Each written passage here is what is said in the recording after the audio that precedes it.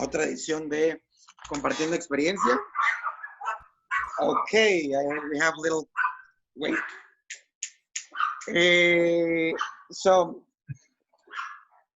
aquí tenemos a Mr. Doug, que va a compartir con nosotros un poco de su experiencia, ¿no? Y le haremos unas preguntillas por ahí, buscando siempre, pues como sabemos, conocer a la persona detrás del artista que tenemos por aquí, ¿vale? Entonces, pues bienvenidos todos. Joe, no sé si quieras agregar algún comentario antes de empezar. No, amigo, dale un par de minutitos nada más. Nada más suerte agradecer a Doc por este tiempo, a Ricardo también. Y pues bueno, arrancamos un par de minutos en lo que entran alguno que otro rezagado, Mau. Okay, excelente. Tell me, Ricardo, don't worry. No, I told to Doug, I'm here. Just close the camera. You close my camera? No. Yeah, no. Like Ricardo is gonna turn off his camera. He's gonna be here with us. Okay. He's gonna be hiding his camera. We're just waiting 3 more minutes for more people to come here. But tell me, how are you doing today? Good. You know, I did my first job last night for the first time in 3 months. And, okay. It was a little rugged. They didn't know it. They had a great time. They were, yeah, everything was great.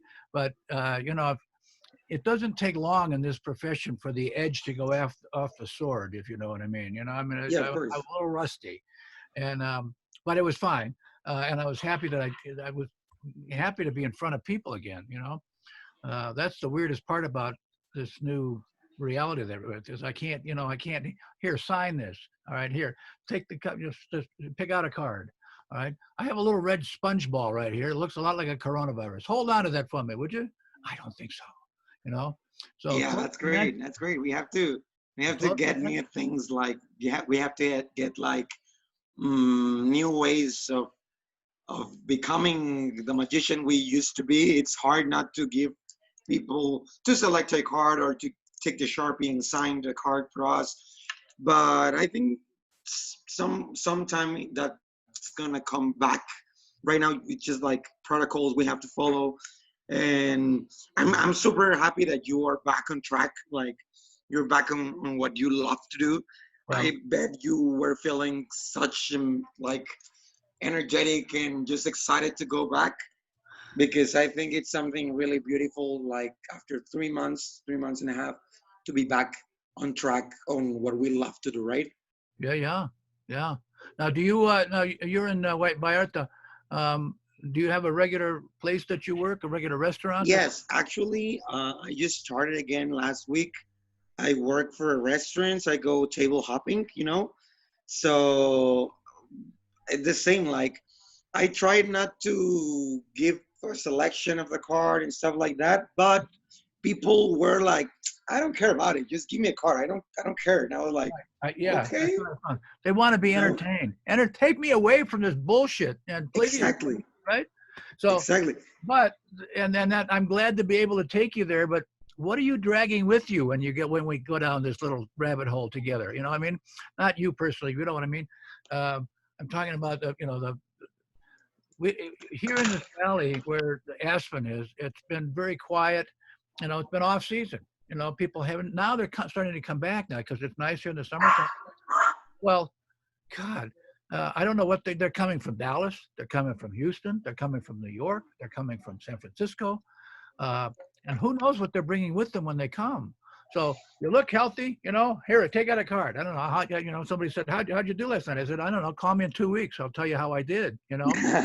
Did I make the cut? I hope I made the cut, you know.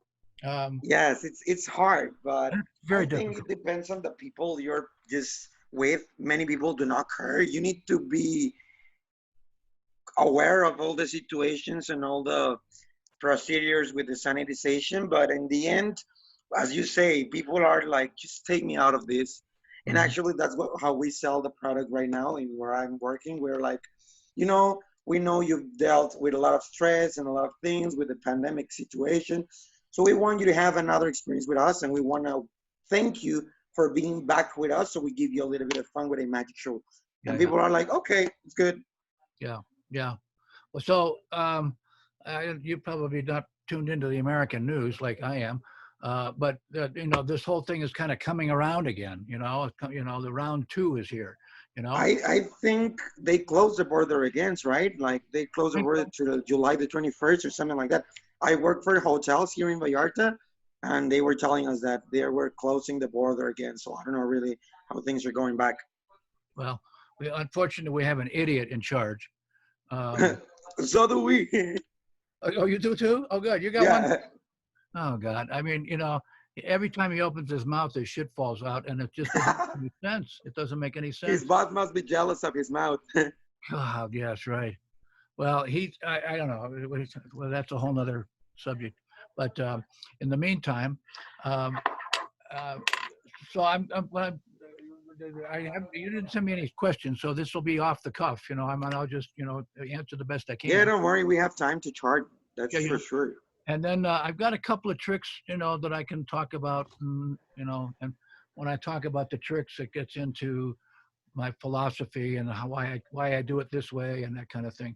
So I'm going to talk about the anniversary waltz, which is probably my most famous offering.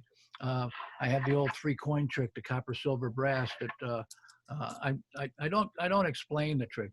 Basically, I have the instructions for the copper, silver, brass on PDF. And I can, you know, fire it off. You know, I charge $8 for it, and they can get the whole. So I'm gonna do it, but you know, the finer intricacies of it is all in that book. And then I'll talk about this. My card under glass. Oh yeah, that's like your classic, man. Yeah. That's my crowning achievement here after 43 years. That's really good. But again, shipping it to Mexico, you know, it's probably going to cost more to ship it there than it is to, you know, Than the actual trick. Exactly. International postal rates are just through the roof these days.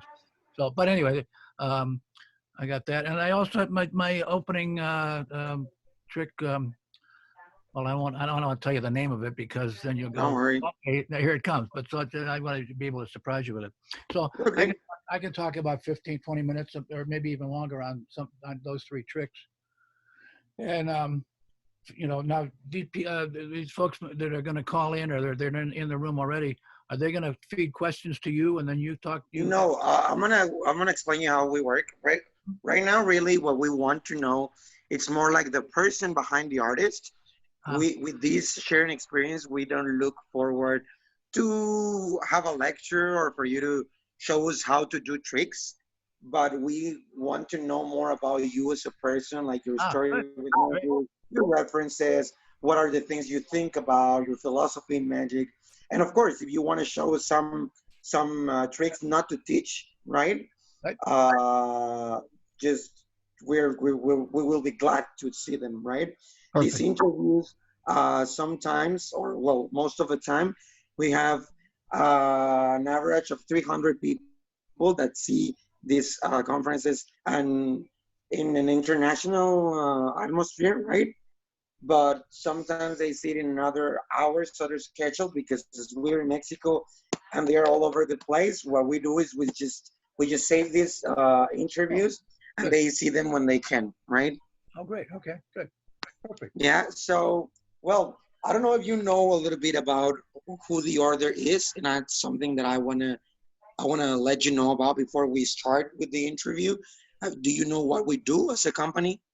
No, I have no idea. Okay, so let me just give you a little introduction to what the order is. We are an enterprise that we were founded in Mexico City like 2 years ago. First, it was the Order Magic Club. That was five of my friends. They were doing like a magic circle where they discussed topics and they studied different things in magic, right? Then I met Joe. I was working in 4 restaurants at the time in a mall. And I said, I had an opportunity to come here to Vallarta. And I said to him like, hey, I don't want to leave these restaurants alone. So what do we do, right? So we said like, okay, we have 5 magicians. We have 4 restaurants. So just let's put the magicians into the restaurants, right? And then we start talking to other restaurants and we got more restaurants. And basically right now we are just specialized in bringing flows of magic to different bars, restaurants, hotels, around Mexico. And well, we right now we work in Mexico City and in Puerto Vallarta, where we're looking forward to open our opportunities to many cities, to many different restaurants. So basically what we do is we we we recruit magicians to work with us, to do what they love to do, to have to work in what they love, in their passion. And well, you know about magic in restaurants, right? It's totally a jewel in your hands to be a magician in restaurants. Yeah. Talking about experiences, talking about practice, talking about money also, because you know it's a great amount of money that you can make in restaurants. So we came with this idea, and right now we're working with one of the most important group in restaurants here in Mexico, and we do that. Now with the quarantine, we stopped working. Everybody was like, you know, like frustrated because we couldn't do what we love, and we lost our job, right? So Cross and all the team, we had the idea of becoming, well, of starting these kind of interviews where we get to know the magicians, but not to know them as the magician only, but the person. What do they think? What do they do? What are their thoughts about magic, right? So that's what we work right now. That's what we are right now. And we're looking forward to obviously expand all around the globe. But right now, what we do is that, and we're so happy to have you here because, well, as far as we know, you are the legend in magic in restaurants. So thank you for taking the opportunity to be with us, and thank you for attending this meeting that I'm sure everybody is gonna love because all of the, well, not all, but many of the people that are here work in restaurants. Right. So that's basically in short terms what we do right now in the org. Great. And how many magicians, let's say, for example, in Mexico? Right now we have 37 magicians. 37. Wow. We have That's all 48 working- restaurants. They're all working in. I mean, I know the pandemic, and I put that aside. Make believe that didn't in there. I mean, how many of those 37 guys? They're all working in Mexico City. They're all working. Yes, Wow. they are all in Mexico City. In Mexico City, as I told you, we have like there's a restaurant, you may know it, Chili's. It's a really famous restaurant. Well, Yeah. we work with Chili's here in Mexico, and Oh, we work with the other restaurants that that enterprise have. You know, yeah. so right now we have 48 restaurants that we had to accommodate magicians in. We are only 37 magicians, so we are lacking of 10, right? But then coronavirus incoming, we stopped a little bit. Some of the restaurants we worked at, they didn't open again. So we're working back. We're not back in track in Mexico City. Here in Puerto Vallarta, I am working already, but it's going really slow. hmm yeah. Do you find that people are reluctant to, even though they say, "Okay, come on in, we're open"? You find people, We do castings. huh? We do castings for magicians. Oh, casting for magicians. I see what you're saying. Yeah. Now, Then we locate them in the restaurants. uh-huh. Well, obviously, Mexico City is a huge expanse, and I'm sure that 37 people, taking care of all the restaurants. That's fine. How about in Puerto Vallarta? Are you in Vallarta proper, or do you go to the Yalapa, or are you going to, what is it, Sayulito? Is that one that's north of the town? Well, right now I am working in Bahía de Banderas, right? Like Nuevo Vallarta. Uh-huh. And also in Vallarta, I have some restaurants. In Sayulita, we have one bar. So we try to go all around the bay, the Banderas Bay, Yeah. And right now, it's only me working here in Vallarta, but we're looking forward to bring other magicians from Mexico or different places in Mexico, to work here. Uh-huh. Good. Wow. That's Costa Kimlat. That name may be familiar to you. He's in Florida, and he Yep. and his partner, I can't remember his name right now. Mike Eaton, I think. Big heavy set guy. They tried to do that. Put magicians in all the different restaurants. Yeah, a lot of magicians that we've talked to, they told us that like he's doing kind of the same thing, but over there in Florida, well, in the United States, right? So we feel really nice because it's like few people are doing this and few people we have the opportunity to do this, and I think it's something that helps the magic community a lot and that's why we do it, right? We just want to help magicians to work and do what they love and do what they want, right? Basically, that's in the long, like a long view of our enterprise. Later on, we can talk about the enterprise, we can talk about our fundamentals and everything, but this is something, the introduction that we wanted to give to you, so you know a little bit that what we are, right? Yeah. Well, I'm pleased to be involved. What's like for the ones in Mexico City, 37 of them. How old is the youngest one, and how old is the oldest one? Well, we always try to have like people that's in our age. Hola, sorry. Yeah. Doc. Sí. Sí, gracias. So yeah, we try to get magicians that look young, but we really don't have a certain stereotype of ages, right? We Right. can give work to a really great magician who's maybe 74, 75, 80, but we try to look for the people. Well, we get what people just give us, like, hey, this is my resume. This is what I do. Joe is the one who's in charge of um, interviewing them, like asking for their presentation. We don't care about if you're the best in the technique, maybe, Right. but we care that you know how to manage a table in restaurants, right? So that's what we look for. The trick is not the thing. The trick is not the thing. It doesn't matter what goes on here. It matters what goes on between, you and the people that you're talking to. That's the part that kills me now, because my whole thing is connecting with people, and if you can't get close, you can't get more than 3 feet or closer than 3 feet, and you can't have them touch anything that you got in your pockets. Well, shit, that the connection thing is gone. But when I first heard about Kostya doing that restaurant thing, I was skeptical, and just because it's not about the tricks, you can get some guy say, hey, I got 48 different ways to do Triumph. Watch this. The restaurant management could care less about how many versions of Triumph that right? It's did these people come back to see you from being here last week? Did they bring their friends with them? That's what that's what we care for, Right. So many magicians, when they get a job, they go, oh, good, I can do every trick I know, and they go back to the drawer, they go through and all that, and they haven't polished any of it. Basically, they know how it works, and here's the deal. Hey, but it comes down to the personality of the thing, and that's a hard thing to you can screen them and take, you're going to work, you're not going to work. Okay, you can figure that out, but it's tough.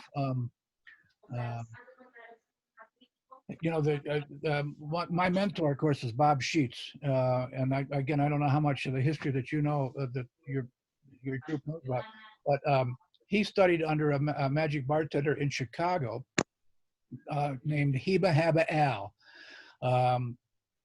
Say the magic words, Heba Haba, and he was a little guy. He's probably stood up about 5 feet tall, maybe a little bit taller, 5'1". He had hands so big he could palm an automobile. It was just, huge. They were huge hands. And I got a chance to see Heba twice. And on his register, he had the initials GTFM. Get the money. You figure out what the F stands for, But that was the way Bob was brought up into Magic Bar was, I'm flashing about 100 things are going through my mind right now. There's very little video of Heba working, but what there is of it shows a little twinkle in his eye, and just you just kind of fell in love with this little guy, and of course he'd fool the shit out of you, but and his way of working the bar was he had kind of a regular bar, it was like kind of a horseshoe thing, like horseshoe, and he'd set up a mat in front of each little group, All right. He said, shuffle these cards up. I'll be right back. You know, and he'd go off and he'd make some drinks for somebody, come back and said, did you shuffle those cards? All right. And basically everything he did was about maybe tops 4 minutes. Okay. It was killer material. I mean, it was, you know, they were bleeding from the ear when it was done. It was like great material, but it was short. Now, can I get you guys a drink? Okay, you know, and so that's the way he would do it. And then he'd go from mat to mat. And then the people on the other side go, how do we get him to come over here? I said, well, first of all, get a drink. Secondly, you know, you might want to throw him some money when next time he comes by here. You know, so now they're all primed. They got a $20 bill in their hand. The guy comes, you know, he walks by and he goes, hey, do some tricks for my friends here. You know, the ability to make money at the bar is just unlimited. You're just limited by your own imagination. But rather than now, there are many different ways to work about the magic bar. A magic bar. Just the term, you know, everybody's got a different way of thinking about what magic bar is. Do you work behind the bar? Do you work out, you know, in the bar room but outside from behind the bar? Do you pour drinks, or do you have somebody backing you up and getting the, you know, there's a lot of different angles on how to work the thing, and it's hard to draw really hard and fast rules because it depends on the geography of the room. I've been in a lot of places where the guy said, "Hey, you got to come to my bar." Well, I get to this bar, you know, and the bar maybe has 5 people in it, but you might be able to work the room, except you're right in the middle of the speed well where they're pouring drinks, so you're in the way. You know, so it's very tricky. Just because you own a bar and you like magic doesn't mean magic's going to work in your bar. Very, very few bars are designed with guys like you and I involved, right? You know, there's a sink right in the middle of the place, right in the middle of where you're the perfect place to do it. So you have to kind of adapt to the whole situation. But now, those of you familiar with my work, you know, I do a show. First of all, I get everybody a cocktail first, all right? It's a lot better with a cocktail. The more you drink, the better this stuff looks. I've seen it both ways, and I suggest you start drinking heavily right now, okay? You know, set the tone about, you know, and incidentally, if I'm in the middle of something and I notice you're empty, I got a guy back here that can make you another gin and tonic just like that. So you just let me know. And the very first time I saw Bob Sheets work at the place up in Snowmass, you know, where at the Tower, where I've worked for 27 years before moving to another place for another 14 years. Bob, the way Bob would do it, he says, "Hey, I got this great trick I want to show you. I'm working on it, but I noticed you don't have a drink. Can I get you a drink? How about you? Can I top yours off? This is kind of a long trick. You're going to probably want one in the middle of it." He'd go down the bar and he'd sell $50 worth of cocktails before he did the trick he was on. GTFM, okay? And what I found, and this may be, you know, I mean, you already established your situation, you're doing it, but when people say, how do you get a job like that? He said, well, first of all, if you go into a bar and into a situation, don't plan on pitching them right now. Just see how the thing works, and if it even works. And if it doesn't, I mean, if it does work, just remember when you start talking to the manager, he's got a big sign that says, "What's in it for me?" Okay, I don't care how many versions of Triumph you know, or the fact that you can cut a rope and make it into one piece again. That doesn't, you know, the management really cares very little about your technical expertise. They want to know, you know, what's in it for me? You know, I put you behind the bar, you make money. What's in it for me? I'm not getting anything out of this. So it's very, you know, suggest that you give them a night for free. And then go out and get all your friends, not your magician friends, because they're cheap, all right? But some other friends, the one that wear ties and suits and stuff, and have them come in and sit down. Is there a magic guy working here tonight? I heard there was like a magic guy, and then, you know, the bartender's going to go on. Well, yeah, I guess so. There it is, right? Yeah. So, in fact, there's a restaurant chain up here, Ruby Tuesdays. It's just another, you know. Just before you continue with that, let me translate just a little bit of everything we talked, because we had a 20-minute introduction so it's really interesting what you're telling us. But I need to translate these guys because they're gonna go like, so what is he saying, right? Chicos, perdonen, nos quedamos aquí en la introducción. Fue la introducción a una entrevista más larga que hemos tenido en la historia de Compartiendo Experiencias, pero la verdad es que Doc me estaba contando unas cosas que no lo podía interrumpir, ¿no? Y creo que, pues bueno, lo primero es, le dimos la introducción a lo que es The Order como tal, a lo que estamos haciendo en cuestión de restaurantes, en cuestión de conferencias también, aquí con lo de Compartiendo Experiencia. Y bueno, creo que es una vez más que nos dicen que hay un sistema similar en Estados Unidos con este mago. Can you repeat the name of the magician that's working with the magicians in Florida, please? Kostya, Kostya, Kostya Kimlat. Kostya Kingman, perdón. Él es el quien tiene un concepto similar a lo que tenemos nosotros con The Order. Y bueno, él ya se puso a platicar de nosotros, bueno, con nosotros en cuestión de lo que él hace, ¿no? Y platicaba yo que pues en The Order nos concentrábamos en brindar servicios de entretenimiento específicamente con magia a restaurantes de diferentes partes de la República. Y entonces él empezó a platicar de eso, ¿no? Yo le comentaba que nosotros como empresa tenemos un método de selección, que hacemos casting y todo eso para las personas que trabajan en restaurantes. Y le dije algo que pues desató toda esta conversación, que fue que Joe Cross, por ejemplo, él es quien se encarga de evaluar a los magos, de entrevistarlos, y que realmente no nos interesa que tengan la mejor técnica o que se sepan 1001 formas o 1001 trucos, sino más bien que sepan cómo hacer una conexión y cómo manejar una mesa. Entonces, eso fue lo que a él le llamó la atención a Doc, y él fue que nos empezó a platicar de todo lo que él hacía. De hecho, nos platicó que de su mentor, que él ponía en un bar que era un bar como de una herradura, ¿no? De caballo. Y entonces lo que él hacía, él que era que ponía un tapete enfrente de cada pequeño grupo de personas, él se iba con las mesas, le decía, mira, tiene este paquete de cartas, revuélvelo, ahorita regreso, ¿no? Y se iba con otro, y a ellos también le decía, y luego regresaba y les hacía un truco, mientras, pues, él servía tragos, ¿no? Porque él, pues, también hacía esa parte dentro del bar, ¿no? Y entonces eso fue lo que él hacía, lo que su mentor hacía en el bar donde él trabajaba. Él fue donde vio la magia de bar como tal, y encontró a su mentor ahí.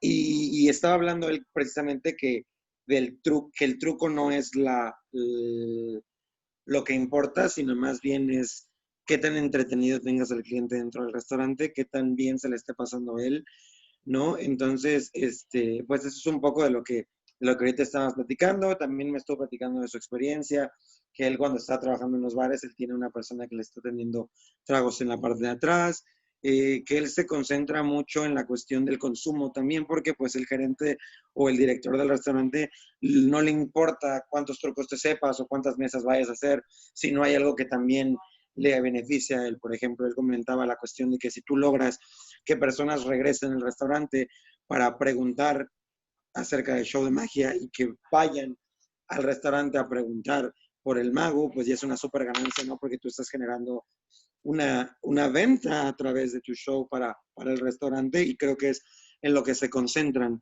los directores, managers, gerentes y demás, ¿no? Entonces, esto es algo pues muy importante, y digo, ahorita me iba a contar otra cosa, lo detuve un poquito para poder traducirles a ustedes todo lo que hemos estado platicando durante estos últimos 10, 15 minutos que estábamos platicando de la introducción.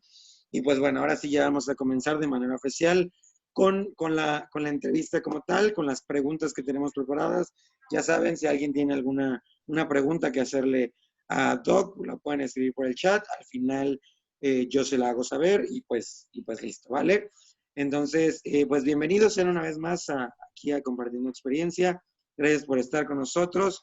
Somos exactamente 14 personas, somos buen número de personas, y pues bueno, es tiempo de empezar de lleno con la entrevista, ¿no? Entonces, Doc, so we're going to still talk about all these things that you've been telling me. I think it's such an incredible experience that you can share with us, and such a lot of knowledge and techniques and advices that you can give us in restaurants, right?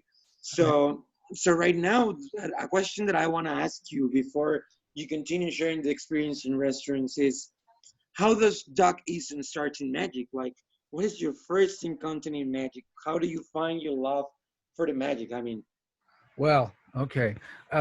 Before I go down that road, I have a tendency to run off at the mouth, as you may well have noticed. Don't worry.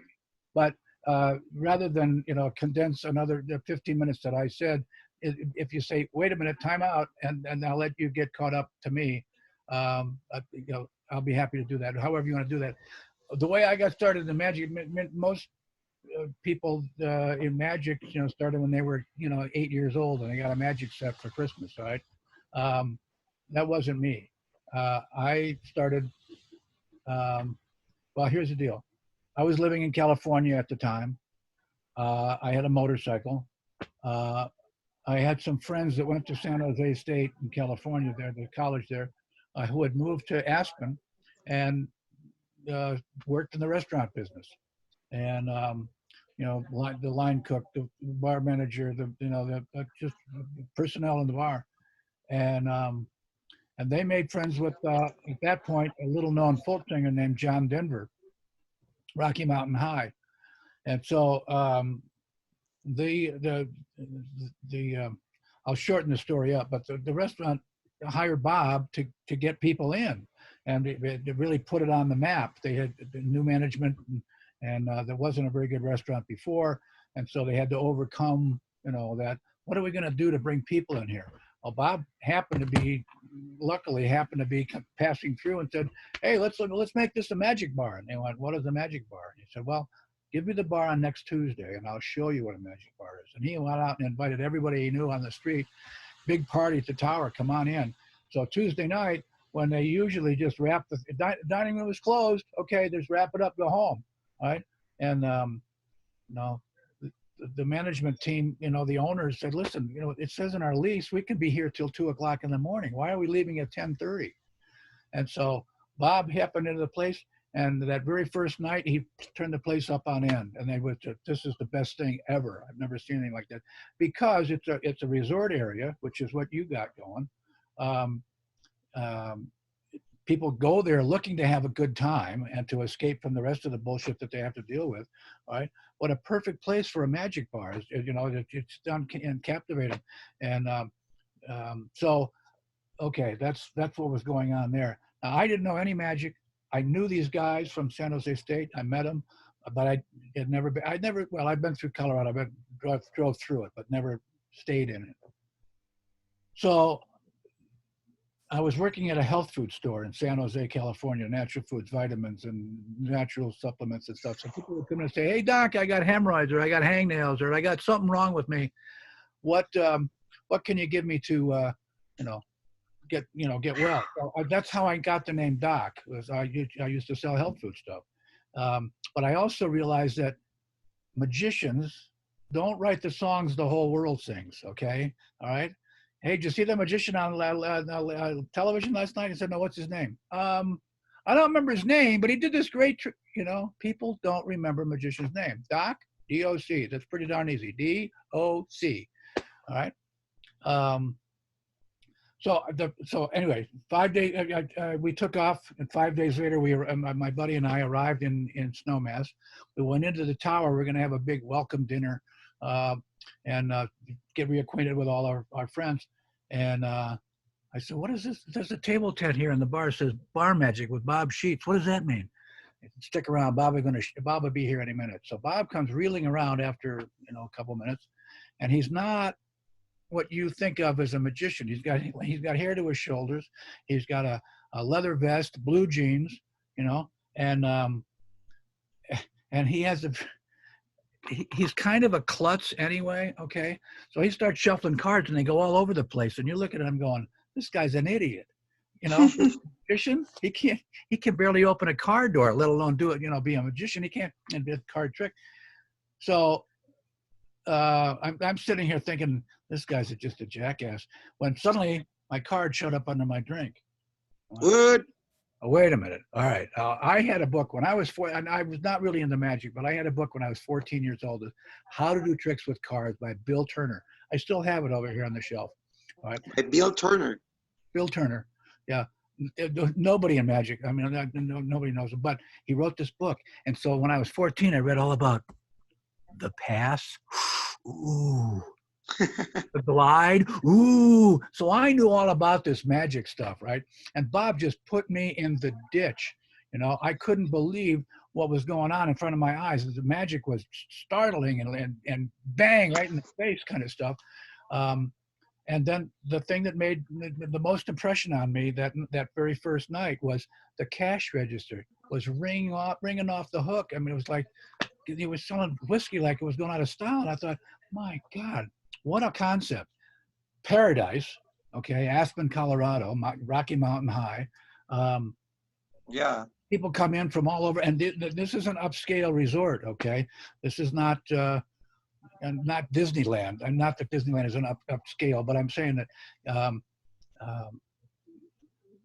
people that come here High-end resort. High-end. They got a lot of money to spend, you know? And these are the kind of guys that go, you know, I want to bring you to Florida for our annual convention, or you know, Yes. whatever, you know.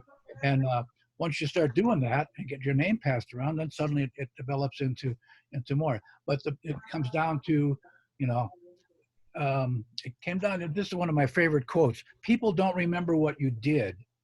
They remember how you made them feel. Exactly. Never what you did or what you said, but how to make them feel. Yeah. Yeah, that you know, I sort of did it intuitively. I mean, I just, that's kind of who I am and the way I did it. But to understand that, and you know, when they come back in and they go, you know, that coin trick where you put the 4 coins in my hand and they disappeared. I never did that. I don't know. You know, they don't remember the details, right? It's a false memory they have. Yes, but I'm not going to take it away. You take that memory and run down the road and tell everybody you know about the magician and snowmaster that makes coins disappear from your hand. Okay, you know, it's great. So the other thing is that this is a nice resort in that people return from year after year after year. A lot of them are second homeowners here, right? Again, lots of money, you know. I mean, at the party I did last night with people I've known for the last 15 years, you know, and they're in town. And the first thing they did when they got here, they called me up and said, would you please, you know, we'll wear a mask. Make it, yeah, of course. Come and make us laugh. And I went, well, Jesus, well, hold on a second. Okay, it's going to cost you this much money. Is that okay? And if they say no, that's too much. I said, great. I'm going to stay home. I'd rather stay home if I get given the choice. But I'd rather get the money. But I'm not going to go out for $200. You know, this is what I got is good. I've been doing this for a long time. I got awards from the Magic Castle, all that bullshit. You know, so I've got the credentials. So anyway, you have the experience. That's a trick. Yeah, yeah. So you better translate some of that, otherwise. Don't worry, but I just have a quick question. How old were you then when you see this? 30. How much, sorry? 30 years old. 30. So you started at 30 years old, basically. So your first encounter with magic was your book with this guy, Turner, right? Well, at 14 years old. Yeah. You knew like the techniques, but you never did magic until you were 30. So that's 16 years after. Absolutely. And wow. When I did start learning magic, that's the same year that Harry Lorraine came out with a book called The Magic Book. It's the complete beginner's absolute paper on sleight of hand and magic. And it's out there. You can find it in used bookstores and such. It's a terrific book. Harry Lorraine is a great author and a great teacher. You know, and so, you know, and that's the other thing about working in a bar is having a place to go. If you don't have a place to work and you're sitting in your garage or your office or wherever you are and you're doing all this stuff, you know, okay, I know how to do this trick now. Okay, I know how to do this trick now, but you never get to put any buff on it, you know, and you know, you got to polish that. And there's no better place than in a restaurant, because one of the things that Bob taught me when I first walked in there was, don't be afraid of getting caught. You're going to get caught, but that's okay, because these people are all going to be gone in about 20 minutes, okay? And it'll be a whole new group come in, and you're going to do the same trick over again. But when you get to that one point where the guy said, I saw what you did there, you're going to ask him a question, or you're going to move a pencil around, or you do something to distract him and understand what misdirection is. And that's really a tough thing to write in a book. You know, you sort of have to get your feet wet. You know, you have to be in the trenches, as they say. You know, and for sure. Doesn't matter if you get caught, because they're not going to be there again. But next time they see them, if you're doing your job right, they don't care about that. They care about this. And oh, it's so nice to see you again. Oh, Mauricio, what, oh, do you have something for us? Oh, and you can show them the same shit you did last year, you know. But you know, and it just in a better form. yes, Okay. Better form. Very good. So let me just go translate this a little bit. Bueno, chicos, la primera pregunta, como siempre, ¿cómo es que Doc inicia en la magia, no? Y esto me sorprende mucho porque yo pensé que Doc era un mago que tenía desde toda su vida haciendo magia y resulta que él empezó a los 30 años, ¿no? O sea, no era mago, ni mucho menos. Dice que la primera vez que vio algo de magia fue a sus 14 años con un libro que era básicamente un libro para principiantes, donde él pues ya había visto, bueno, era un libro de magia con cartas, ¿no? Entonces él ya sabía algunos de los movimientos, algunos de las técnicas y así, pero jamás había tenido como que la dedicación o el tiempo o el interés para hacer magia, sino hasta 16 años después, donde estuvo trabajando en la industria restaurantera, ¿no? No como mago, sino simplemente él trabajaba dentro de la industria del restaurante en Aspen, ¿no? En Colorado. Allí en California es un lugar muy, pues muy visitado, concurrido para hacer esquí, ¿no? Entonces, él dice que su primer encuentro con la magia es de Bob, what's his last name, sorry? Bob Sheets. Bob Sheets. Yeah, like pillowcase. Él fue el que nos comentaba, él de las mesas de herradura. De hecho, él comenta que al principio esto empezó como una idea para qué hacer con el bar donde él trabajaba, ¿no? Y entonces lo que surgió fue pues traer un mago, ¿no? Pero pues que nunca se imaginaron que se iba a convertir en lo que se convirtió. Ellos cerraban a las 10 de la noche. De repente se preguntan así de, bueno, pues nosotros tenemos en el reglamento que podemos cerrar hasta las 2 de la mañana. ¿Por qué es que estamos cerrando a las 10 de la noche, no? Entonces, Bob le dijo así como que al gerente de, pues vamos a hacer esto, empezó a hacer magia y de repente, ¡pum! Fue como pues todo el mundo empezó a llegar, todo el mundo se quedaba ahí más tarde y esa era la intención, ¿no? Las ventas se empezaron a generar hasta que resultó que se convirtió en un Magic Bar, ¿no? Entonces, ese fue como que la primera visualización, pero dice que él no había tenido ningún encuentro directo como tal hasta que conoce a Bob, ¿no? Y Bob fue el que le puso ahí como en contexto de lo que se podía hacer trabajando con la magia y pues básicamente esto es lo que sucedió con él, ¿no?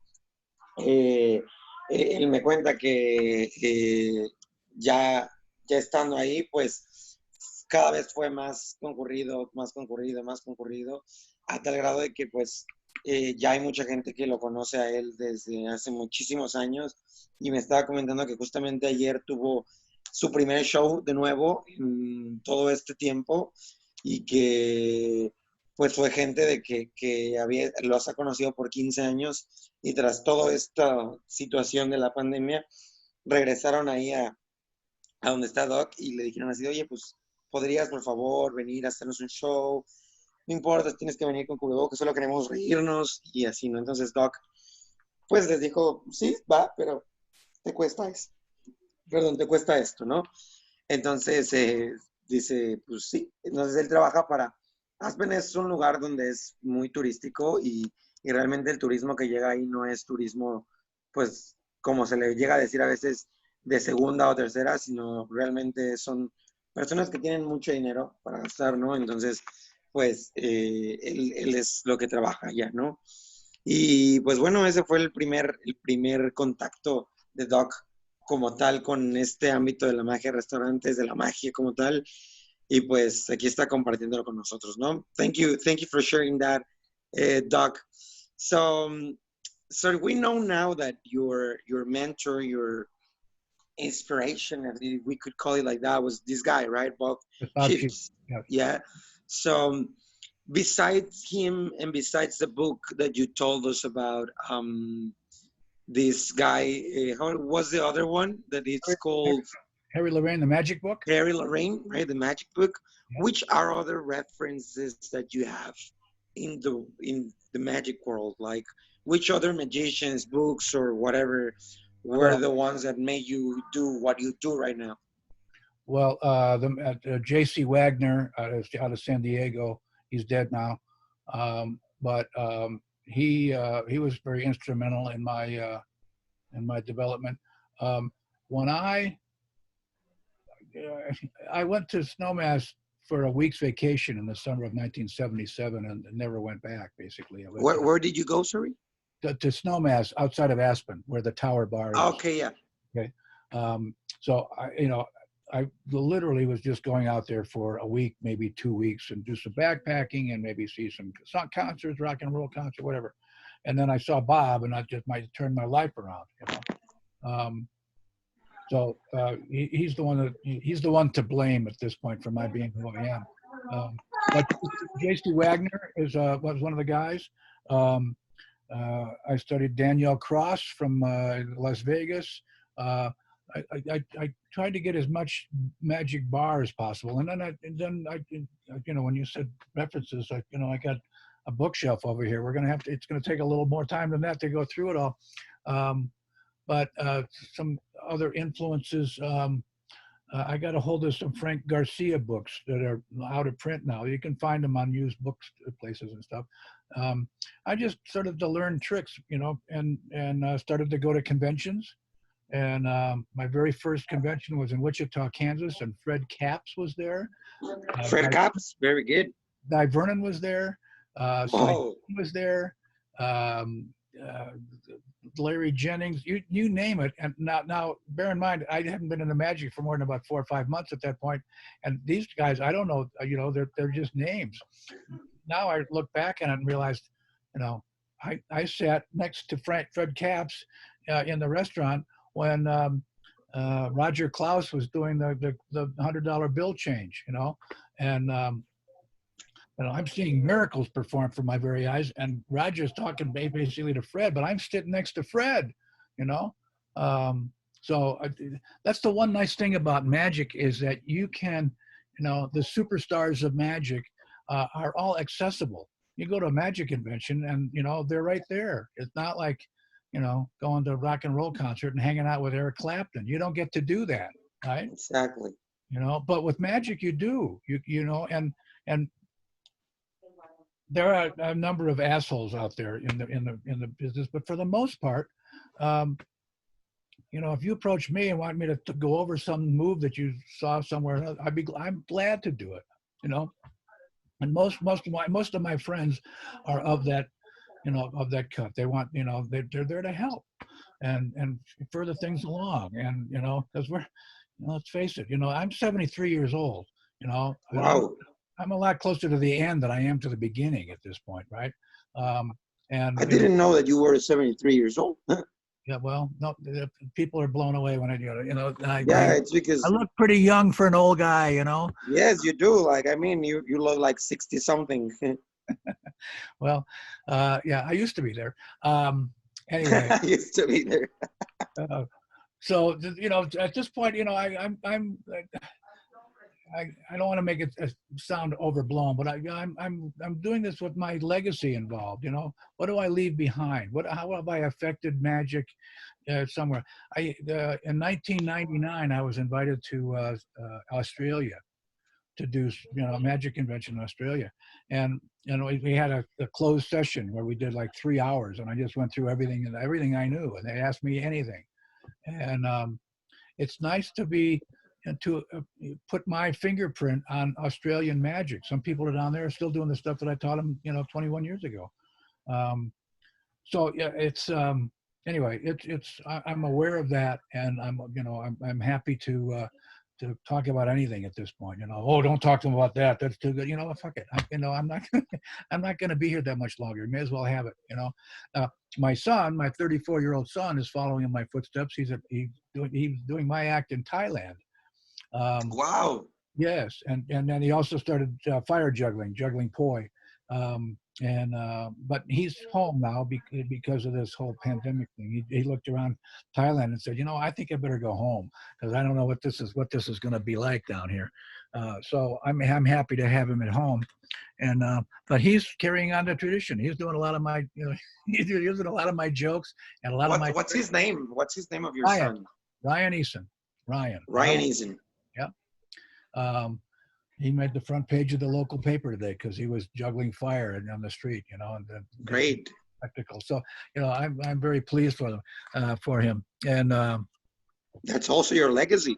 That's exactly. Here, take this act and run down the road with it. It served me well for 40 years.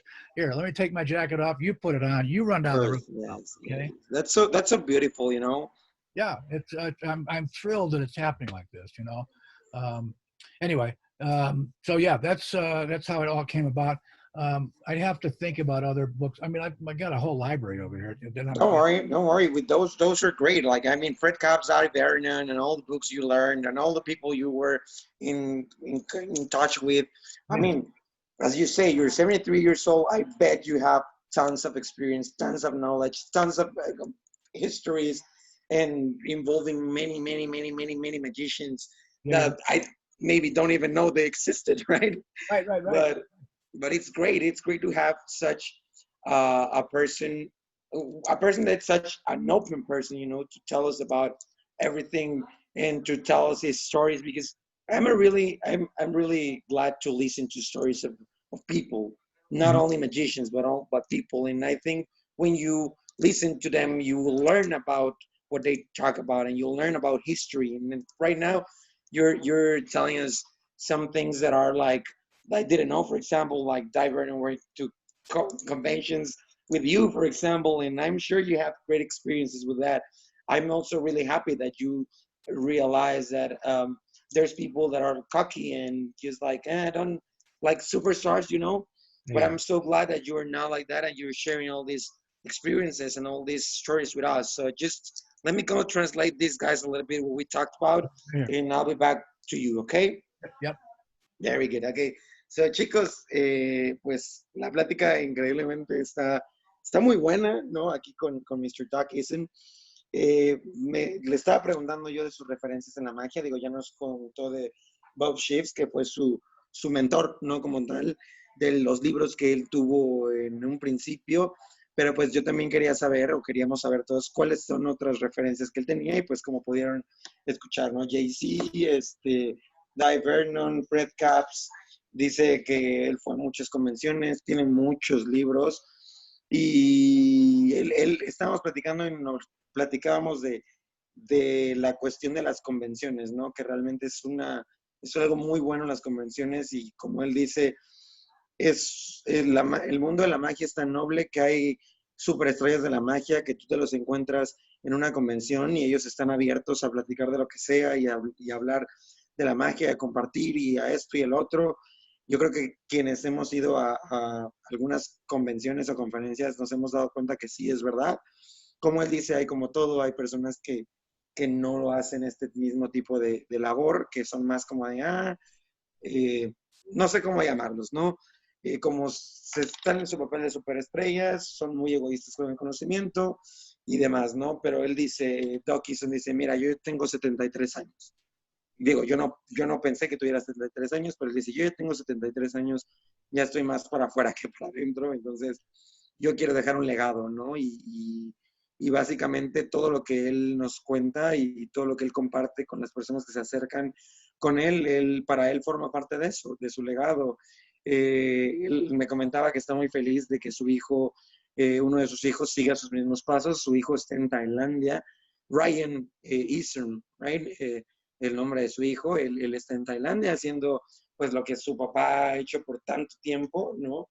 Y yo creo que ese es un sentimiento muy bonito, ¿no? El dejar un legado, el que tus pasos sigan siendo ahí. O sea, él me comentaba, yo fui invitado para hacer una conferencia de magia por 3 horas para magos en Australia, y él está muy contento de saber que él puso su huella en la magia de Australia, que muchas cosas de las que él les enseñó cuando él fue a dar la lecture o la conferencia, siguen haciéndola y esto fue hace 21 años, ¿no? Entonces, pues básicamente empezamos hablando de la referencia, terminamos hablando de los legados, pero yo creo que en estos momentos, todos los que hemos estado en estas conferencias podemos decir que tenemos muchas referencias y dentro de ellas, pues yo creo que Doc Eason nos está enseñando bastante en cuestión de compartir historias y experiencias.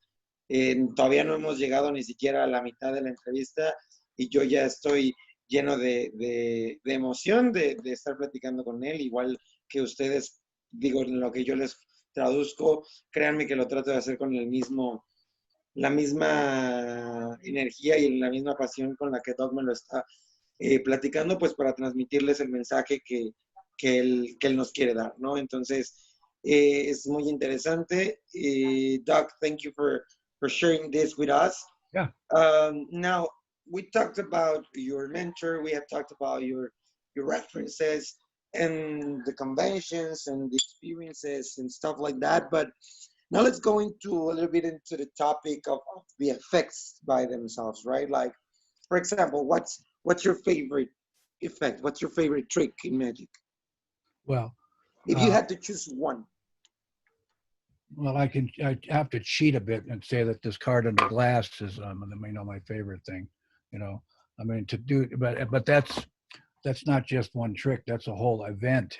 It's not even a routine. It's an event that happens. I mean, it's a thing. Well, the other thing that has given me a reputation is my card on the ceiling. Which is, again, was taught to me by Bob Sheets and J.C. Wagner. And it's the one where you tack you wrap a dollar bill around it. There's a thumbtack involved. You wrap a dollar bill around it, you throw it up on the bill, up the ceiling, and the card that they sign, and they're that $20, $10, $5, $100, whatever it is on the ceiling. That, to me, it's kind of a nothing trick, there it is. But it serves as a billboard. It serves as an advertisement for people come in and go, what's all that money up there on the ceiling? Oh, you got to come back tomorrow night. That's when Mauricio's here, and so you get them coming back. So it serves as it makes money, and it also serves as a billboard to bring people back in. Now, I assume you're familiar. Did you used to use that as a tip, Yeah. like a subconscious tip, Oh, yeah. Well, here's the deal. Several years after I started to do this thing, let me back it up even further. When Bob Sheets first taught me that thing, he did it with dollar bills. Okay. And it's kind of a long setup and a whole long thing, and touched the ceiling, and there's the card. Ta-da. Okay. And we're going to take a break now. And I thought to myself, it's too long. There's a lot going on there. You don't just do it for $1. I got an idea. Why not? If everybody puts in $1 here, you put in $1, you put in $1, you put in $1, then we'll have $10. And suddenly it makes a lot more sense that way, right? Well, one night, at the beginning of a winter, probably 1982, we put some ceiling fans into the bar area. Now, the bar area, the ceiling was probably about 10 feet tall. But if I stood underneath the fan and stuck my hand up, I could tip, tip, tip, tip, tip, tip, tip, tip. I could touch the blades of the fan. That's kind of the physics of the whole situation. One guy sat there at the bar, and he'd seen me do it a bunch of different times. He looked up at the ceiling, looked at me, looked at the ceiling fan, looked at me, and said, "I got $100 in my pocket. Says you can't do that to the blades of a spinning ceiling fan." I went, "Really? Well, let me think about this for a moment." Okay. What? This is a great story. You might want to bring the boys along on it, but anyway, $100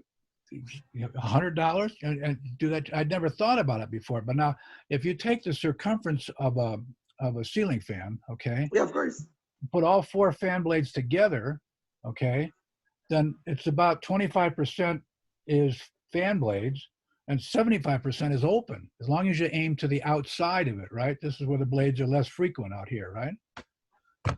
So I said, how bad can this be? So I stationed myself right under the hub of the fan, extended my arm out, I looked up, and bear in mind that this wasn't just a ceiling fan going on. This was a ceiling fan, okay? I mean, it was going, So I stood there with my arm out, gauged to where the outside perimeter was of the thing, threw it through there. And the only guy in the bar that was more surprised than the guy who gave me the 100 was me. Of course. This is how I can make some money at this stuff. Now bear in mind again, this is the last trick I would do in an hour and 15-minute set. Basically, we were selling drinks. I had the guy pumping the alcohol out all the time. But it's the end of I've just taken him on his roller coaster ride of unbelievable humor. Everybody's laughing, having a good time. I'm amazing the shit out of them. I pull a bill out of a lemon. My God, how do I get 20 people look at a card, and then at the end I say, ladies and gentlemen, it's time to once again do the world famous card on the ceiling. And the bartender had a flashlight back there, kind of doing like a spotlight deal. It was very hokey. Friends, I'm about to do this trick. You may have heard about it. It's a trick that made me famous, but we're going to have to pass the hat. We're going to see if we can come up with $100 collectively. And if we come up with 100, I'll do it through the blades of the fan. Well, I did it, for a long time, probably 25 years. Wow. There are nights that I would walk out of there with $200 or $300 just from the fan trick. Right? So you would do that in the bar, like in every group that you did it, like? That was the culmination of my act. You come in here and sit down. We start pour drinks. We do a bunch of stuff under the glass, all this other stuff. Maybe I do a rope trick, or maybe do something else in between time. And then the big three was the lemon trick, the multiple selection of cards, and the thing. And so yeah, I would do that every night. That's the way I would finish the act, because at the end of that, fuck, what are you going to do? I'm going to follow that up, right? Turn the lights on. Let's start drinking, yada, yada, yada. And that way, the lights are on. They go, maybe it's over. Okay, well, we'll get up and get out. And the next group comes in and sits down. So sometimes I'd do that trick 4 times a night.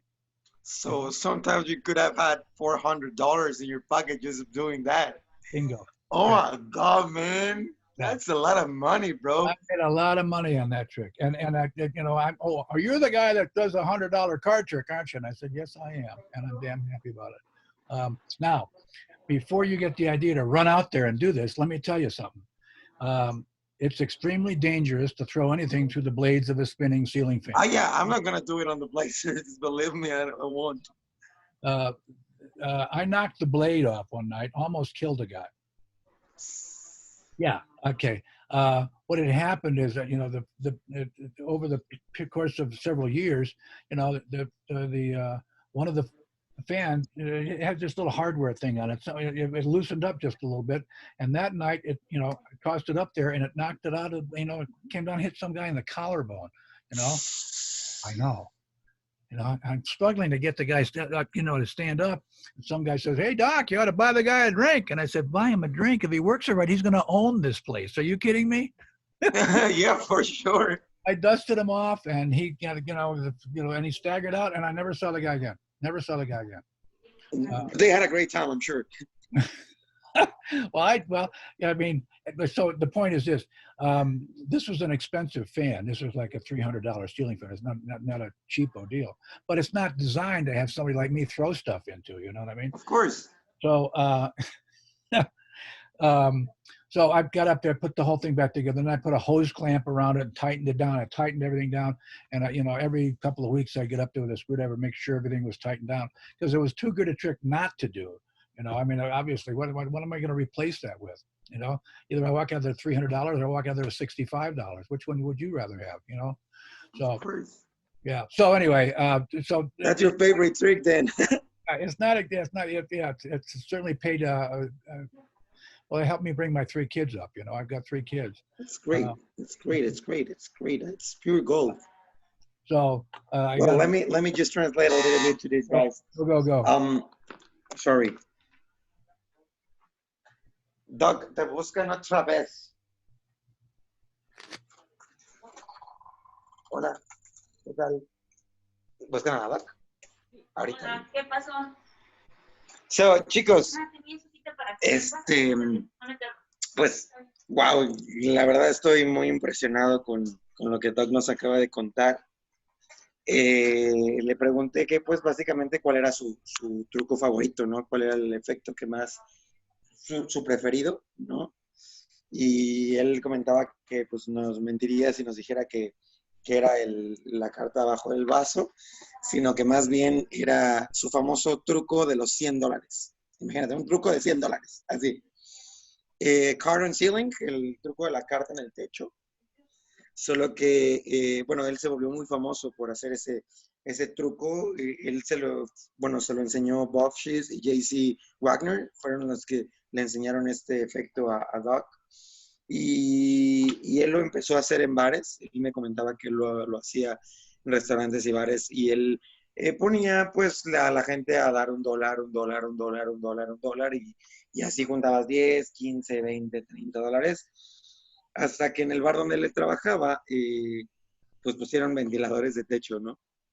Entonces, uno de los clientes que ya él conocía, llegó una vez con él, ¿no? Y volteó a ver al techo, lo volteó a ver él, volteó a ver el ventilador, lo volteó a ver a él otra vez, y le dijo así de, tengo $100 y te los voy a dar si puedes hacer este efecto, ¿no? El mismo, pero si lo puedes hacer en el aspa del ventilador, ¿no? Entonces dice Doc, que este era un ventilador, no un ventilador que fuera así, sino un ventilador que neta iba muy rápido, ¿no? Y pues entonces él fue así como de, pues vamos a intentarlo.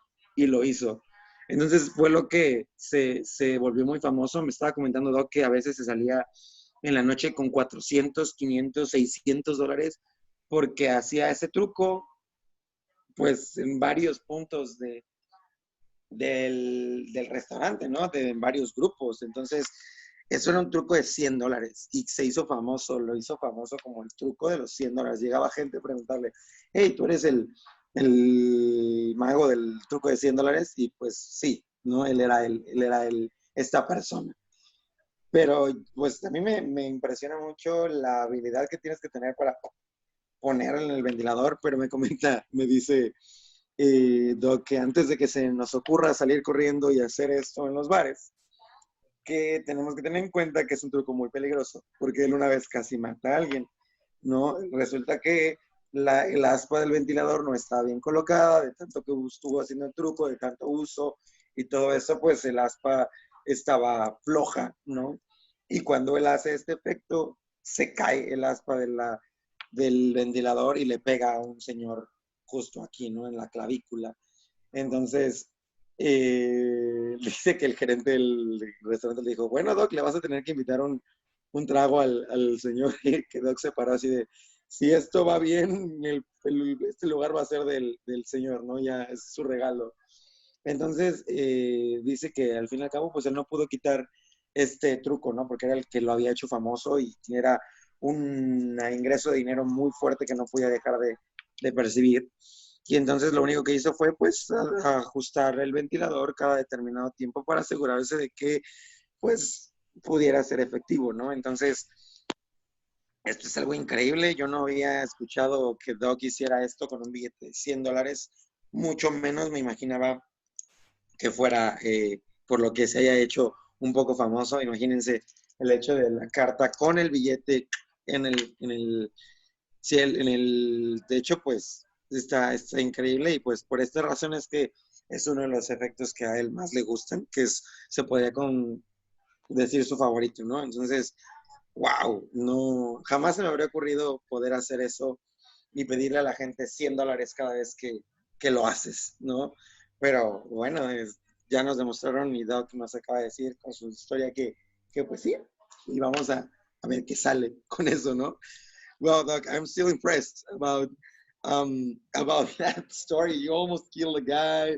You earn $300, $400 a day, like just doing that thing is so nice, so nice, so nice. So this is maybe one of the tricks that you became famous with, right? Like people start knowing you a little bit more because you were the guy with $100 tricks, right? Yeah. That's great. That's great. So, well, I asked you which was your favorite effect one, right? I think that's the one that marked up your career Well, a lot because of the income you were time. producing with that, right? Yeah. And right now, after that effect, what is the one you think has been your best creation? I don't know. You have your cards over there. Do you want to share something with us I can share something with you. Another trick that that's probably in my top three is the trick called fusillade. It's the multiple selection of cards. You know, I routinely have 12 to 15 cards. You know, run my finger to this, say stop, that'll be your card. Okay, say stop, that'll be your card, and then I go back through and I remember everybody's name. That's another thing. There's nothing that you have that you own is more important to you than your name. You know, it's what you were called before you were even understood the language, right? And so when someone calls you by name, especially a stranger who like 5 minutes ago just found out your name, and then 10 minutes down the road you go, hey Mauricio, shuffle these cards up for me. You know, you can see Mauricio, he'd sit back in his chair, his eyes get real wide. He said, God, he remembered my name. Well, when you realize the importance of that. So that's another trick. That's an event. It's not just a trick. 15 cards taken out. Yeah, and 15 names. And 15 names. Now, bear in mind, there's just so I don't just meet all these people and automatically get them. I'm not that good. But this is the next to the last trick, next to the card in the ceiling. Okay, it's the last trick in the program basically. And I have been dealing with people at the bar all night long. I know Joe's over here. He's married to Martha. Martha's, and his sister Louise, and I go, so I've been playing with these people, so I have all the names out. When it comes down to time to, call them by name again, or have the card selected, if I go outside and I get this guy in the second row, what's your name? All right, your name is Joe. All right, and Pablo's over here, and Mago Reach over here, And so I've got the hardcore down. And when you go back and finish off that trick, they go, God, he got 21 cards. I can't believe it. And he remembered everybody's name too. And that's what they remember. Again, it doesn't matter what you did. It matters how you made them feel. And to really connect with somebody, if you call them by name, you are, you're connecting with them. I've been remembered, oh my God, I'm not just this guy out here. The magician remembered my name. I've worked the Magic Castle a lot in Los Angeles. And every once in a while, I'll be in the palace in the big room. And the guy comes out the audience and goes, could you come up with me, sir? Yeah, what's your name, Mauricio? That's good. Okay, come on up here and stand right over here. Now, what was your name again? What do you mean? It was 10 seconds ago that you got him out of the crowd and you used his name. What are you talking about? This does not instill any kind of warmth with the guy that you're working with. He's going to look at you like, well, I just told you my name, you jackass. So anyway, so that's one of my deals. The big three tricks: Bill and the Lemon, which is Steve Spill's version of it. Is that a signed bill? What you do? Yes, signed bill in there. Yeah. And use a little Crown Royal bag and a secret thing. If it's this. You know what I'm saying? Okay, I'm not flipping you off. I'm giving you the secret code. So anyway, that's the whole thing. That's my body of work is between this card under the glass with DVD, plus the 3 volumes from L&L Publishing. That's my whole repertoire right there. And so it's all right out there. One of the very first tricks I learned out of Harry Lorraine's book was this next trick. I'll just demo it for you. Okay. Okay with you. Every once in a while, I start to do these tricks.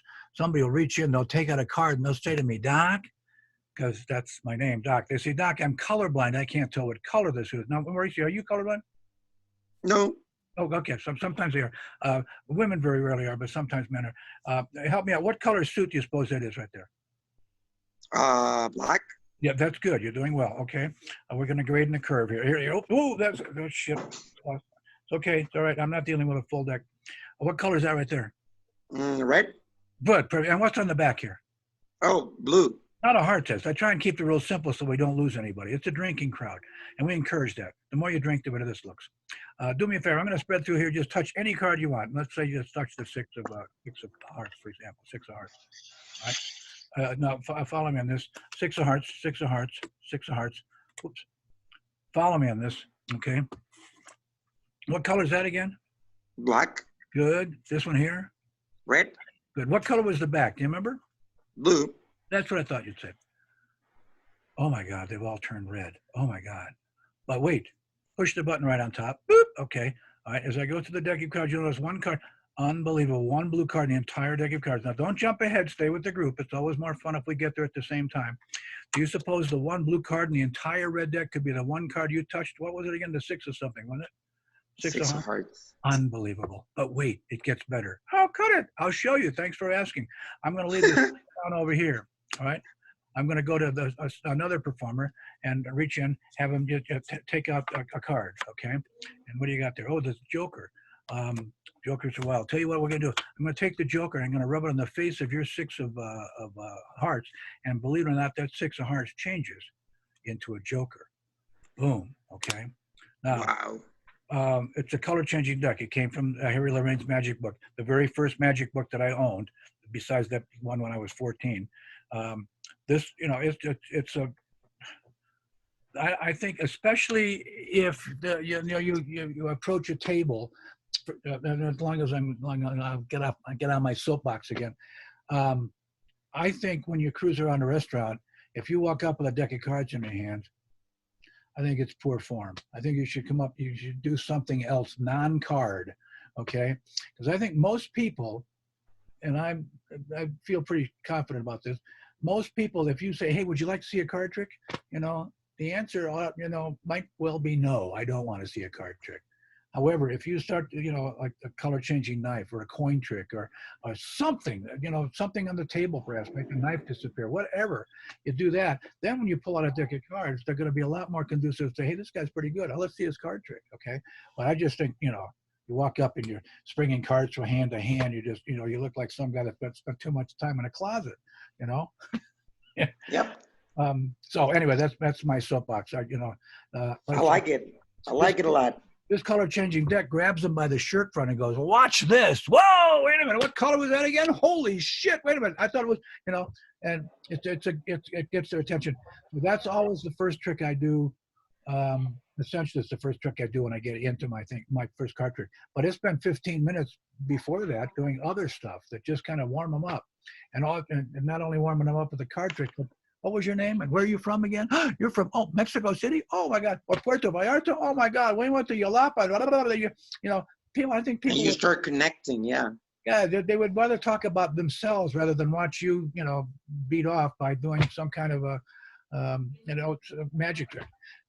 If you was, you know, I think in the Vernon book he says Nate Leipzig said, you know, if they like you as a gentleman, then they'll like you whatever you do beyond that.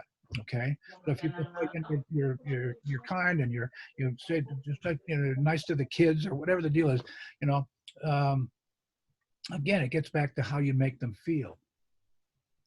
You know, and you're doing a hell of a job translating. I'll tell you what, I talk for 15 minutes and you talk for another 15 minutes on top of it. I go, how did you remember all that shit? I don't remember that shit. It's just I used to be a translator, a simultaneous translator, so I have a little bit of practice with this. Wow. So don't worry, you can keep talking and I'll be remembering whatever you say. I mean, not exactly as you say it, but I remember the whole idea, the whole concept, the whole thing. So don't worry about it. It's good. I love it because it's such a great memory system. Yeah. Before we get too far off the card in the ceiling, I did it for, like I said, like for probably, you know, 20, over 20 years I did this thing. There was one night a guy, you know, and I told you before, it's the last trick of a, you know, about an hour long thing. And then we threw, you know, end up the card in the ceiling. I'm in the middle of the act. I'm just about ready to turn the corner and do the lemon multiple selection in the card in the ceiling. That was the code with the bartender. We're turning the corner here. You know, we're going to head for the barn. You know, just boom, boom, boom. So it's just a little before that. This guy comes in. He's got a big old cowboy hat on and a shirt with horses on the front. You know, and he comes down, sits mid-bar. There was an empty seat right mid-bar. He sits down mid-bar. He looks at me and said, I hear you do this trick. You know, first of all, he orders a drink and it pulls out a wad of cash that, you know, could choke a horse. All right. And I threw, bought a drink for $100. And now he didn't, but we didn't charge him $100 for the drink, but he paid with a $100 bill, change there. And he said, I hear you do this trick with a card trick through the blades of the fan. I said, yes, I do. He said, I want to see it. I said, well, it's the end of the thing there. Or the act, yeah. Yeah. I said, no, I want to see it now. He pulls out, reels off another $100 bill, throws it on the bar for me. And I'm just okay. Well, it doesn't really matter where we are in the act at this point because now we're going on a different road. Okay. So I go out there and boom, it goes right through the first time. Now it doesn't go through every single time. There's a much longer story, but I'll keep it simple. Boom, $100 goes right there, So now I'm walking back to behind the bar. This was not over the bartender. It was over the rest of the bar area. So I come around behind the bar and I'm looking at this guy going, what do you want to do now, Hot Rod? And he says, do it again. What? He's going to do it again. All right. So again, so I get out there and I'm boom through the bar. There goes boom. Now, the rest of the audience is some kind of just faded away in my vision. You know what I'm saying? It's you and me, Hot Rod. Okay, what do you want to do now? And he said, he's looking at the card and everything. He said, I got $500. Says you can't do that blindfolded. What? I said, wait a minute. Okay. First of all, I had the advanced knowledge of knowing that I just throw the son of a bitch. I hope for the best, I'm hoping for that open space, okay? So the fact that, I got to do it blindfolded, as long as I'm set up underneath the deal, I know where I am, I got as much chance of going through it blindfolded as I do without the blindfold, yeah. So, so we have the girl go in the back and get a napkin, a cloth napkin. He ties it around my head, and I'm positioned under the fan correctly, and I don't know how much many of you guys play tennis, but there's a sound when you play tennis and you hit that ball right in the sweet spot, it goes whack. It's a beautiful, beautiful sound, and it's very much the same sound that happens when a deck of cards hits the ceiling. So I'm under there, I'm blindfolded, I toss it up there, the crowd goes absolutely crazy. All right, and I pull the thing down, I went, there it is. Now I made $700 in about 10 minutes, now that only happened one time, but it was. But it was a great thing. Yeah, I'll say. So, so yeah, you want to translate that? Yeah, of course. Chicos, le estaba comentando Doc, estábamos hablando primero del truco favorito, ¿no? Y nos estaba comentando acerca de que él tiene un efecto también que no es su favorito, pero también siente que es una de las mejores cosas que tiene, la cuestión de la selección de cartas múltiples. Tiene un efecto donde puede memorizar, bueno, no memorizar las cartas solamente, sino dice que también lo más impresionante de ese efecto es que te memorices los nombres de las personas, ¿no? Entonces, él me dijo algo muy cierto, lo más valuable, lo más valioso que puede tener una persona con la que estás hablando es el nombre, ¿no? Es lo que has tenido durante toda tu vida, muchísimo antes siquiera de crecer, y entonces tenemos que tener bien presentes que eso es muy importante para los espectadores, el que el mago recuerde su nombre. Recuerden, como me dice Doc, no es lo que haces, sino cómo haces sentir a la gente, ¿no? La gente puede olvidar lo que haces con las cartas, puede olvidar las palabras que les dices, pero jamás van a olvidar cómo los hiciste sentir. Entonces, vamos hablando un poco de esa cuestión de la conexión, de la atención con el espectador, que para él se le hace muy importante esta cuestión de memorizar los nombres de las personas, porque así, pues, demuestras o denotas una atención ante esto, ¿no? Entonces estábamos hablando de eso y yo iba a traducir, pero me quiso contar otra parte de la historia del truco de los billetes de $100. Increíble esto, ¿no? O sea, que regularmente, pues, Doc hacía su truco de los dólares al final, ¿no? Entonces, llegó un cliente y le dijo así como de, oye, pues, que tú eres esta persona que hace este truco. Y que le dijo, sí. Y que le dijo así como de, pero eso lo hago hasta el final, ¿no? Y el güey sacó el $100, quiero que lo hagas ahorita. Y dice Doc que le dijo así como de, ok, pues esto es hasta el final, pero vamos a tomar otro punto, ¿no? Entonces ahí te va, y ¡pum! Lo hace. Y que le dice, bueno, ok, entonces, ¿ahora qué quieres hacer?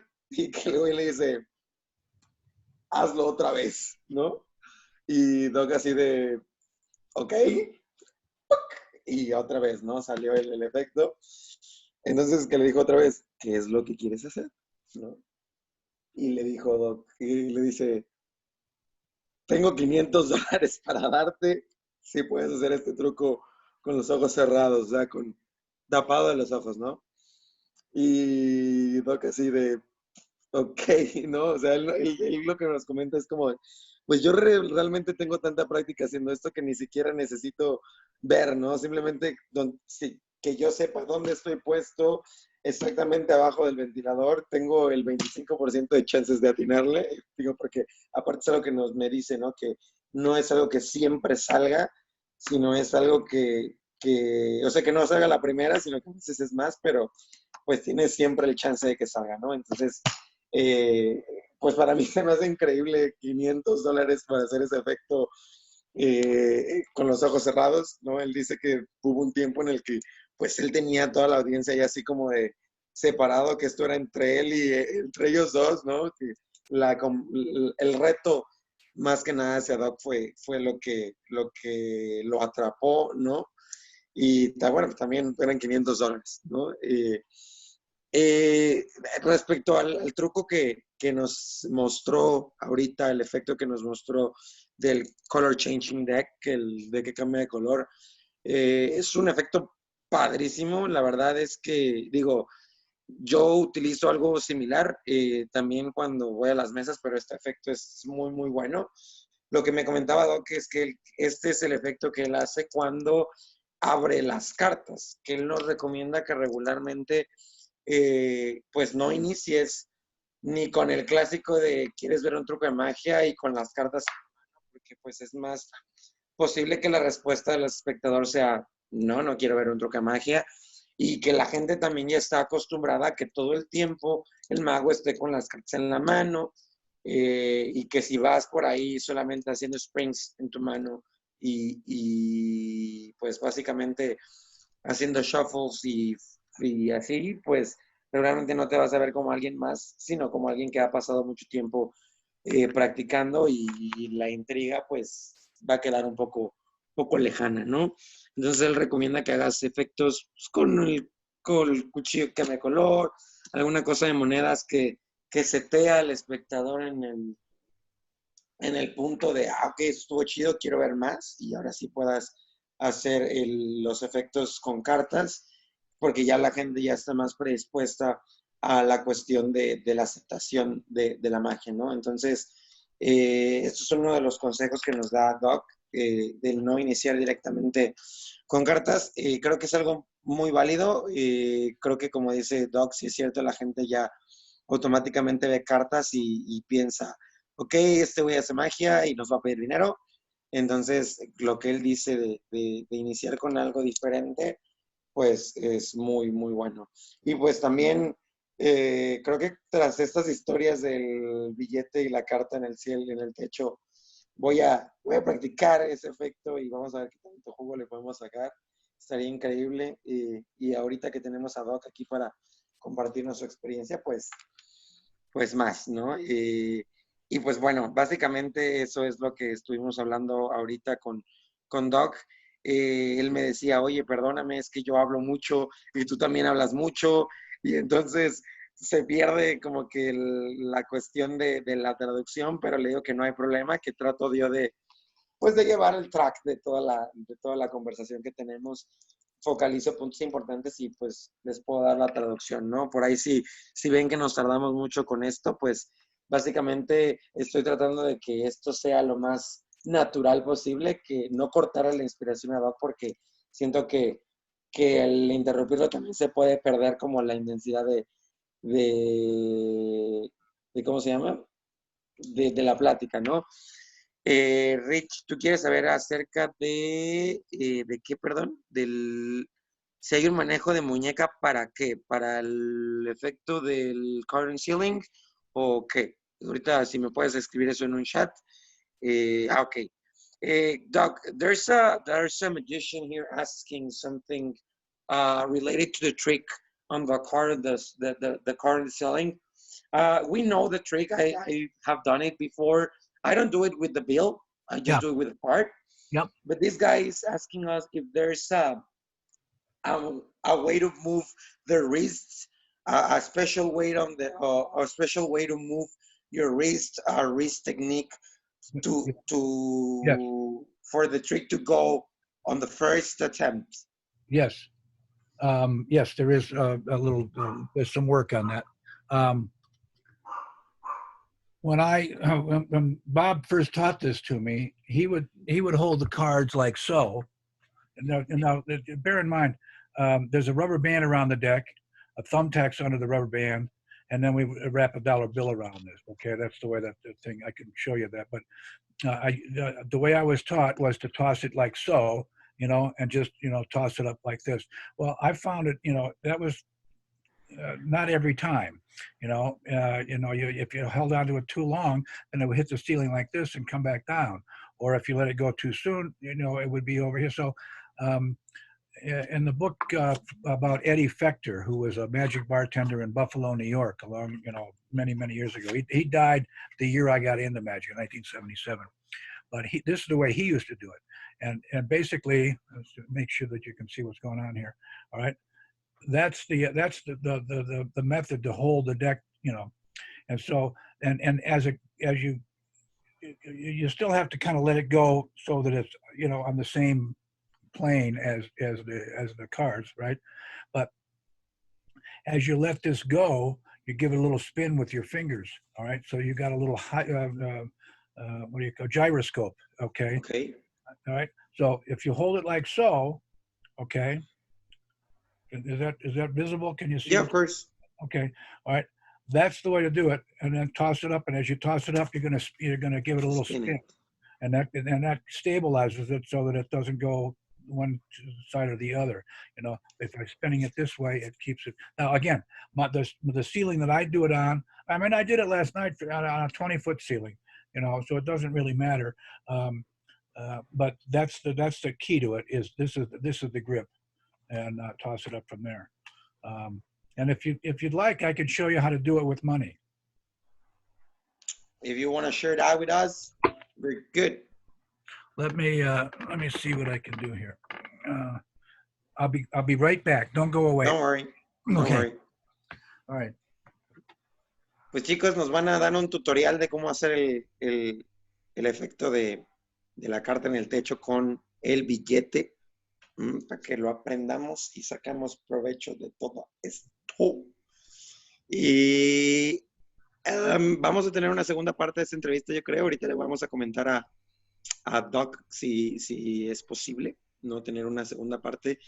Me gustaría poder seguir aquí toda la tarde, pero la verdad es que tenemos una junta y pues vamos a continuar esto un poquito más starting. Okay, so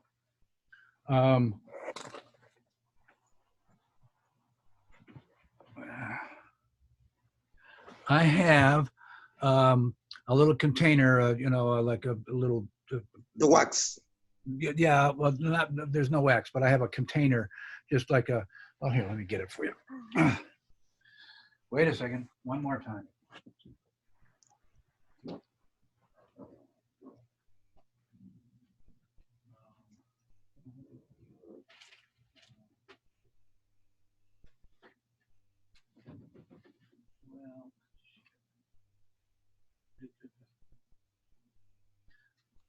I can't find one right now, Mauricio, but don't worry. Don't worry, we're good. Yeah, it's a metal box that has breath mints in it or something or other. But my traveling stash, if I go out and do a party, and I don't know whether I'm going to do this trick or not. I have a cork, a wine cork, and I got a thumbtack here, and a thumbtack here. And sometimes I put one on this end. And then I'll take a rubber band. They're old, they're brittle. This is a good one. All right. And I just wrap this around it a couple times. All right. That's my emergency stash. Okay. I have the card selected. Sometimes it'll be the same card that it's been my ambitious card. It doesn't matter. Sometimes we just pick a card that's got a lot of white space on it. As I spread them out like that. So say it's the 2. All right. Okay. Okay, Mauricio. Okay, there's your card. Okay. I'm going to put that card in the middle of the packet, about like so. Fair enough. Fair enough. Yep. Whoops, shit. I got it. I got it. Don't panic. Don't panic.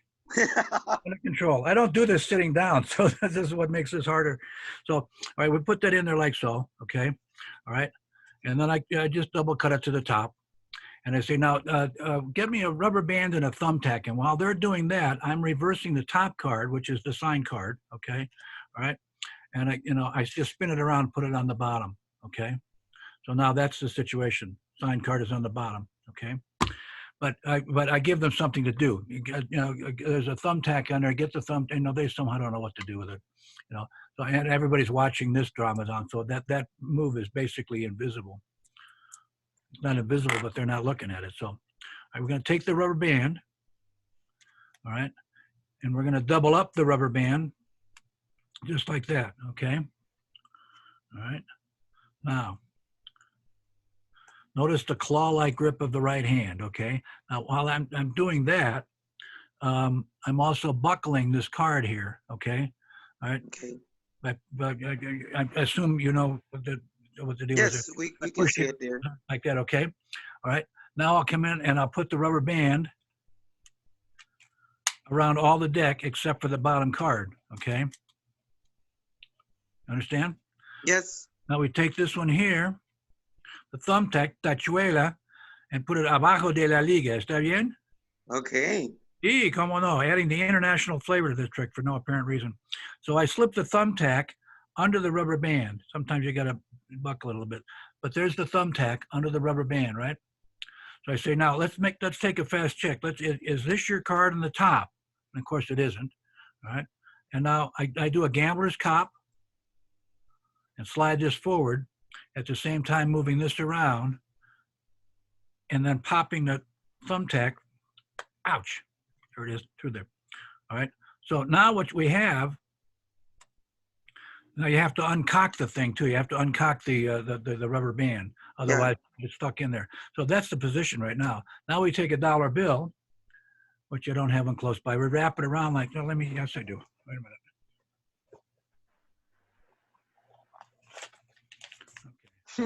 Always prepared. Yes, yeah. At least I got a little bit of money left over. So I say, listen, it's not on the bottom and it's not on the top. Now my finger's covering the fact that this is not underneath the rubber band. You see that? Okay. All right. Yep. All right. So I take we're going to take the bill. We're going to wrap it around the deck. All right. Just like so. You pop that thumbtack there, and there you have it. Now you're ready to throw it to the ceiling. Boom. And as it goes up there, it sticks. Let's go. And the rest of the deck comes down. It's all nice and concise here. It's very dramatic to have the cards go everywhere, but it's a pain in the ass to get them all picked up. Because of course, yes. you don't want to let them see us bending over. That's not a good posture. Wow. I used to do that with magician's wax instead of a tachuela. Yeah. Well, and the thing is that if you're going to do it with a bill and you want to use wax, then you have to get two. There's a way to do it with two waxes, I guess, right? Two waxes, yeah.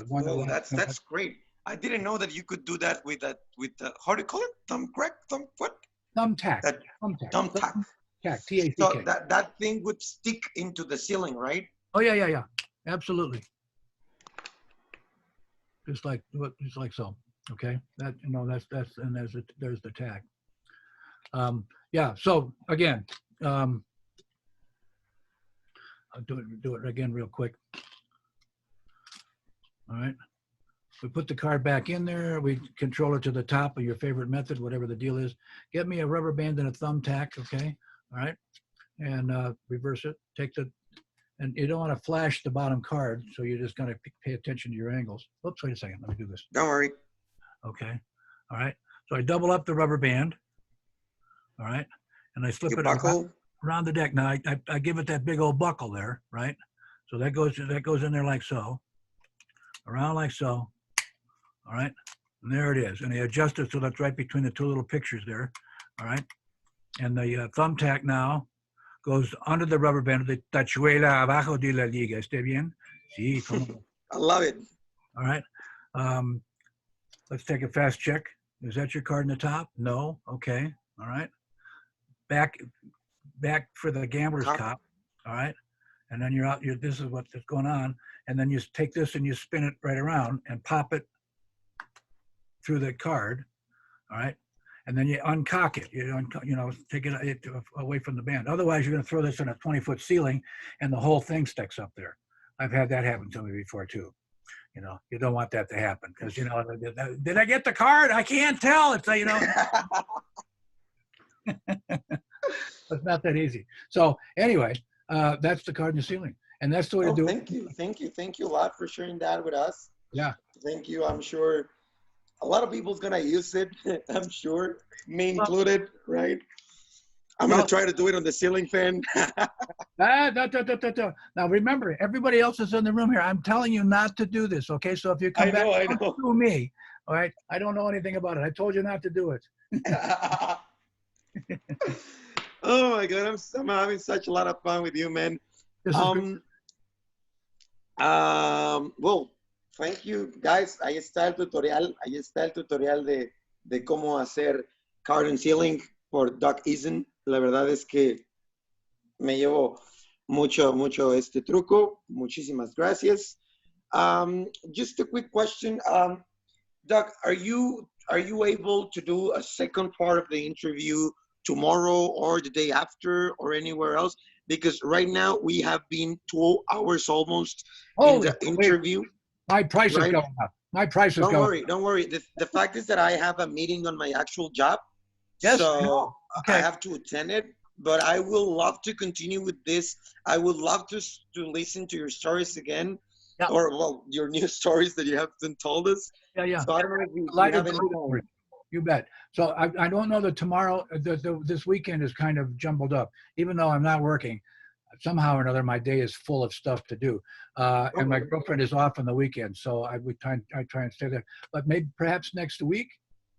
Okay. Monday, Tuesday? Monday works for me. All right. Well, I have. You let me know. You're our guest. Whenever it's good for you, it's good for us. Okay. I'll send something to Rich. Yes, please do so. Let him know what my availability is. And I got to check my calendar, and I don't want to do that right now. But don't worry. We're open to any day that you want to give us.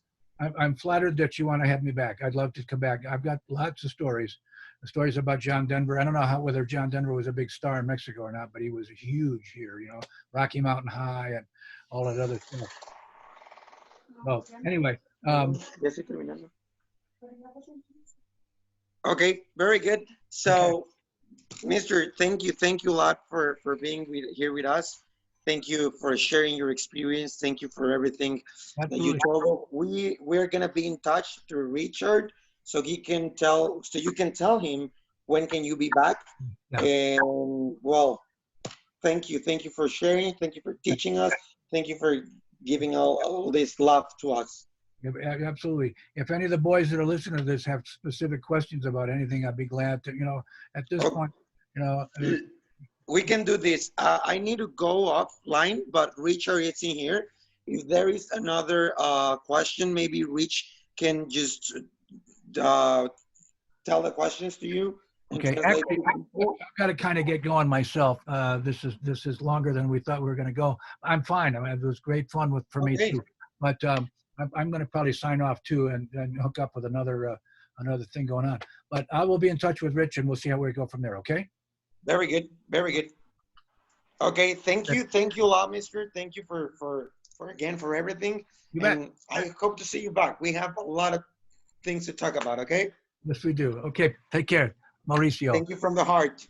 Thank you. Nice meeting you, man. And you too, man.